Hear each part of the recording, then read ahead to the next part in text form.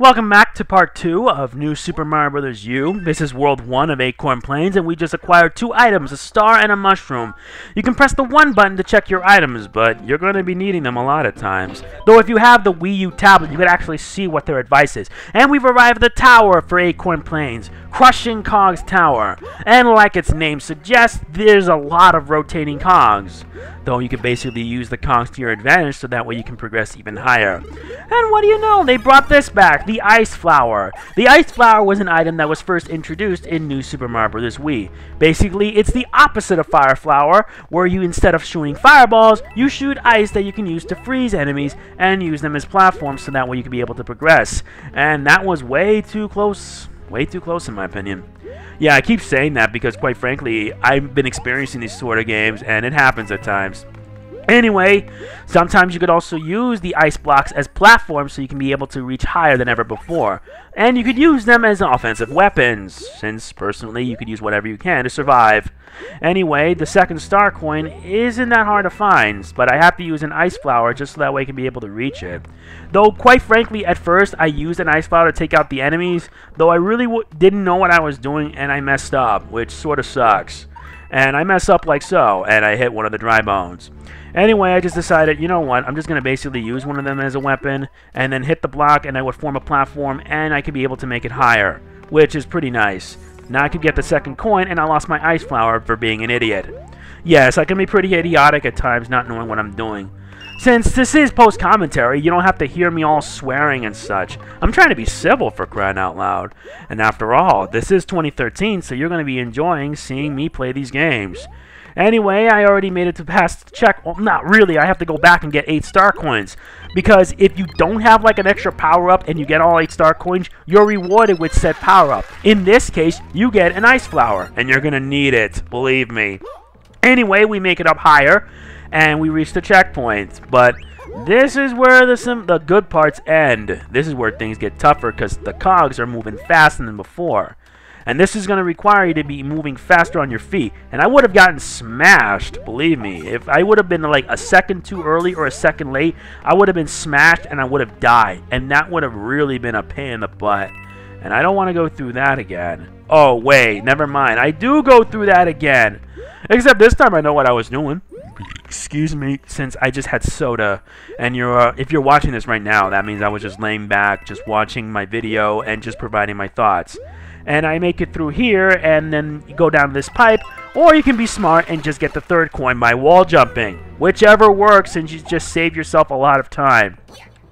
Anyway, damn it, I can't believe I did that. I was going to use it to just whack the ice, use the ice flower, turn it into a statue, and then just keep running all the way. Never mind, I got a free 1-up. Not that it matters. Whichever works for me. Anyway, I keep on heading higher, and I reach the door here, and this is where you face one of the sub-bosses of New Super Mario Bros. 2. Let's find out who it is. Well, what do you know? They decided to bring back these bosses from Super Mario 3D Land. Of course, using an ice flower won't work, since they'll just, like, break off after a few seconds. The strategy is pretty simple if you know what you're doing. Mario #1! Yeah, that was good. And I collected all 3 star coins, but I'll save my thoughts on it for another time. I'm going to keep doing that every time I complete a level, whether I clear it without taking damage or just collecting all 3 coins. And now we move on to the next area, Area 3. And I'll let you know I decided not to save because, well, what's the point? Anyway, we move on to the third area, Yoshi Hill. And you can pretty much guess where this is going to go, right? Yeah, if it says Yoshi Hill, then guess what? We got ourselves an old friend. Wait, where's my old friend? No, it's not here yet. Uh-oh, Monty Moles! Well, they're not that hard since I had to take them down with using a stomp. And I could just basically butt stomp on these frozen piranha plants to take them down. And here's our friend, Yoshi! Good to have him back. And it's good to see Yoshi back in this game too. About time. Yoshi has the same qualities as he was in New Super Mario Bros. Wii. He can swallow enemies, can swallow like fruit, that if you swallow 5 fruit in a row, you'll be able to get like access to like a special power-up where it can be an extra life or something. But I decided to use the butt stomp and head all the way down to find a secret passage. What's unique about Yoshi is that he can actually jump onto enemies to like extend his gliding and stuff. He can go even higher. Though the truth is, after you jump, he'll just flutter for a bit and then go straight down. And there you go. Now I have star coin number 2. Though some enemies like Koopa shells can't, like Koopa Troopers or something, they can't be swallowed. Though you could use them as projectiles to take down enemies. And like that, I took down a squad of multi-moles and acquired an extra life. And I believe I'm at this level here, and I slide it down, taking out some Goombas, and after swallowing 5, I get myself a new power-up. And it's appropriate, the squirrel suit. And I need the squirrel suit for later on. Anyway, the platforms are going to get tougher this time around, though this time when I did it the first time, I didn't really know what I was doing, because I was trying to figure out where and when all the hidden passages are. But after careful consideration and timing, I noticed all these coins right there. That's where I believe that's where the secret passage is. Though I have to pay attention, because if I fall like too far off, I could end up losing a life, and that can really suck. Anyway, getting the 3rd star coin is actually pretty easy. That's about it. Since I don't really have that much to say on this level, other than the fact that it's good to have Yoshi again. Now, aside from Yoshi, there are actually 3 other Yoshis that you'll be encounter. They're actually baby Yoshis that have unique effects. And of course, Yoshi can also swallow like fireballs of the Piranha plants and use them as an offensive weapon against enemies, which is pretty nice in my humble opinion. Though you better watch out though, because if you get hit by the Piranha plant, like the fireball from the Piranha plant, you'll end up losing your balance from Yoshi, which would happen, and if Yoshi ends up in a bottomless pit, that's it. There's nothing you could do. Anyway, I'm already done with this level here, so I decided to make it all the way to the end using Yoshi's Flutter to get at least some good distance. And like so, I get a free extra life, and that just saves me some trouble. Don't worry, Yoshi, we'll be seeing you again very soon. And I did it without taking damage. Further proves how hardcore I can get at times. Anyway, after beating the 3rd area, the path splits. You could choose to go to the left to Area 5 or the right to Area 4. I decided again to go to the right. Why? This. This is a baby Yoshi. And I believe we're going to be needing his help. And we have our baby Yoshi accompanying us. And in this 4th level, you're going to need it. The level Mushroom Heights. I do have to say though, the music for this level is actually pretty good, but what surprised me more is what this baby Yoshi could do. By shaking the Wiimote, you could actually use the Yoshi to like float even higher, like inflate like a balloon, and you'll be able to like reach certain areas. Though if you shake it again, you could go a bit higher. Though after about 4 or 5 times, it'll shrink down and return to normal. So you better use it sparingly, because if you don't, you can end up in a bottomless pit and you could die. And you don't want to go through that, believe me. Anyway, I keep on moving, and holy I didn't want to swear, believe me, I really didn't want to.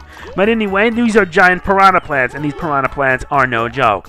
But to deal with these kinds of problems, Baby Yoshi can actually swallow up enemies by running into them, which is very nice, just like in the Baby Yoshis from Super Mario World, that after swallowing like 5 things, it could actually turn into a regular Yoshi, which is pretty clever.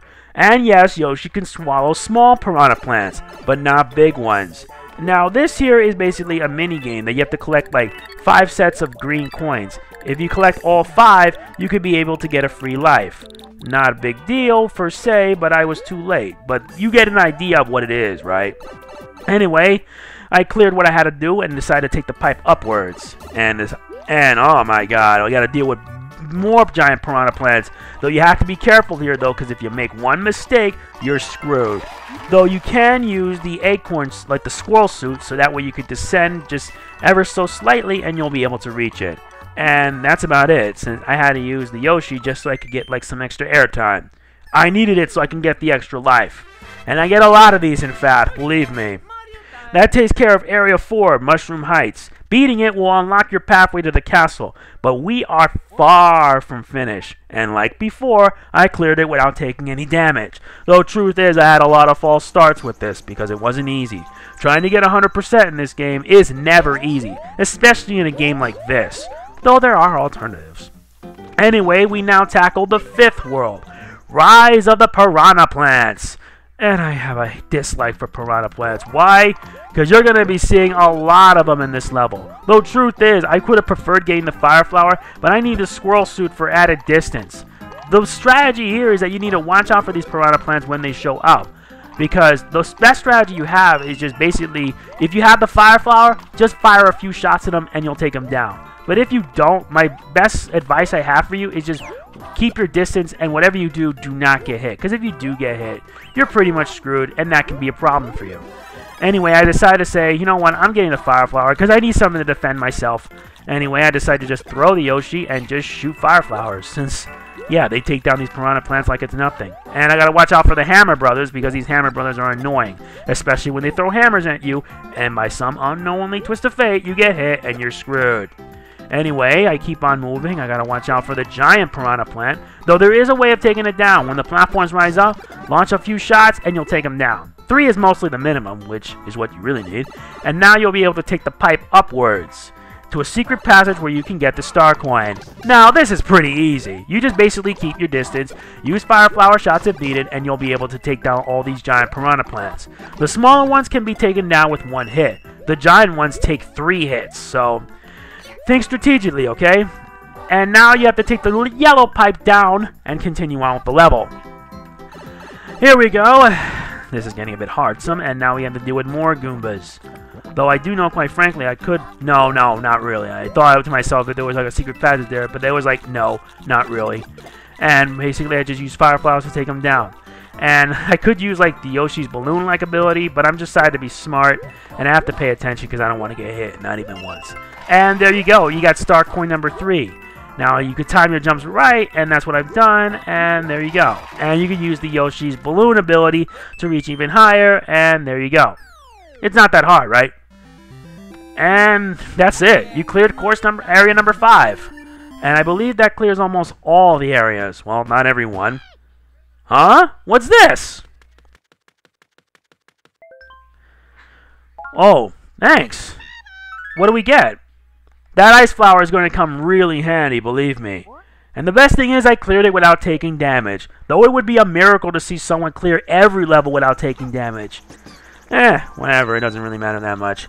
Anyway, you can now take the path to the left to a green toad house, or you can take the right and take on those Piranha plants. I decided to take the right, though I will cover the green toad house much later. And I decided now to take the castle, Lemmy's Swingback Castle. And they brought back the music from, I think, New Super Mario Bros. Wii. Though truth is, I actually like the one from New Super Mario Bros. 2.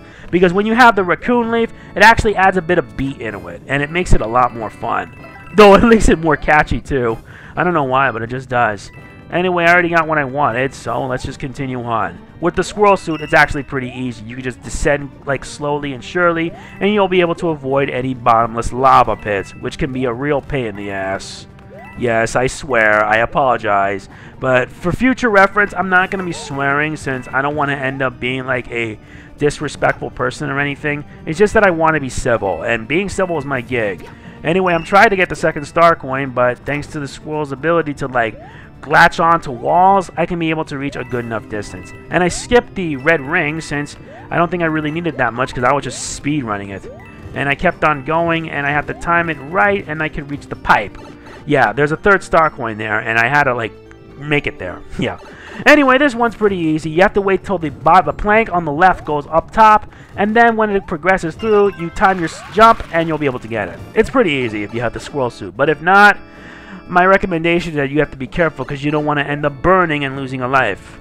That could be a very big problem. And we finally reached the blue door, and we're going to be taking on our first opponent, Lemmy Koopa. And, wow, that is a really big Doom ship, Lemmy. Yeah, pretty big, though he's not that hard. All the Koopalings have different strategies that can be taken down, but since Lemmy's up first, he's actually pretty much the easiest. Believe me, he is the easiest.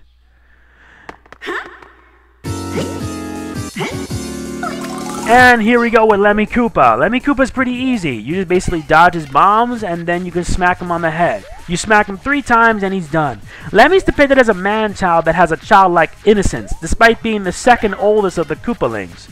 Though in the cartoons of the Super Mario Bros. 3, Lemmy and Iggy are actually twins. I don't know why, but I guess this is 90s stuff, so whatever. I only know very little, but that's about it for the fight. Mario number 1!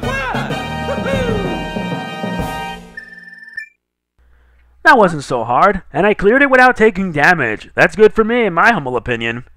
And with Lemmy taken down, we saved the day, and completed Acorn Plains at the same time. Bye-bye, Lemmy. Hope you're not so hip after this.